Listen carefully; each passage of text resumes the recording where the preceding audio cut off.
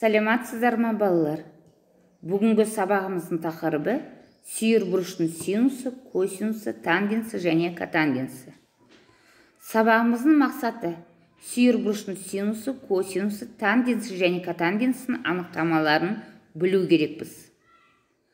Оқу мақсаты тік бұрышты үшбұрыштың қабырғаларының қатынастары арқылы бұрыштың синусы, косинусы, тангенсы және котангенсінің анықтамаларын біліп және оны қолдану. Анықтама. Тік бұрышты үшбұрыштың сүйір бұрышының синусы деп қарсы жатқан катеттің гипотенуза қатынасын айтады. Синус альфа дегеніміз BC мен AB-ның қатынасы.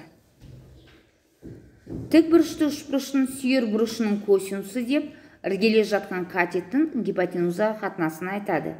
Суретте бізге ABC үшбұрышы, тік бұрышты үшбұрышы берілген, А бұрышы сүйір бұрыш альфа бұрышымен белгіленген. Косинус альфаның мәнін тапсақ, AC қабырғасын AB қабырғасына бөлеміз. Косинус альфа AC мен AB-ның қатынасы. Тік бұрышты үшбұрыштың сүйір бұрышының тангенсы деп, осы бұрыштың синусының сол бұрыштың косинусына қатынасына айтады.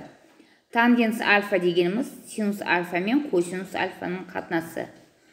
Тік бұрышты үшбұрыштың сүйір бұрышының котангенсы деп, осы бұрыштың косинусын сол бұрыштың синусына қатынасын атайды.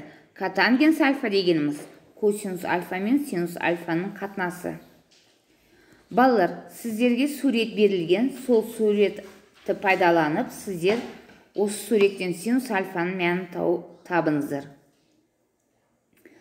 Жақсы балалар, синус альфаның мәні ол 5 пен 13-ның қатынасы. Енді косинус альфаның мәнін табыңыздар. Жақсы, косинус альфа тең 12 мен 13-ның қатынасына тең. Тангенс альфаның мәнін тауып көрейік. Тангенс альфа тең 5 пен 12-ның қатынасы. Енді балалар, керісінше, бізде синус бетта, синус Б бұрышы, бетта әріппен белгілейік, сүйір бұрышы болып саналсын. Енді сіздер синус Б бұрышының табыңыздар. Косинус Б бұрышын табасыздар. Тангенс альфа мен котангенс альфаның мәнін тауып көріңіздер. Жақсы балалар. Келесі тапсырма бізде топтық жұмыс. Сіздерге тапсырма берілген, соны сыныпта балалар топ-топқа бөлінейік. Топпен жұмыс жасап көріңіздер. Жақсы балалар.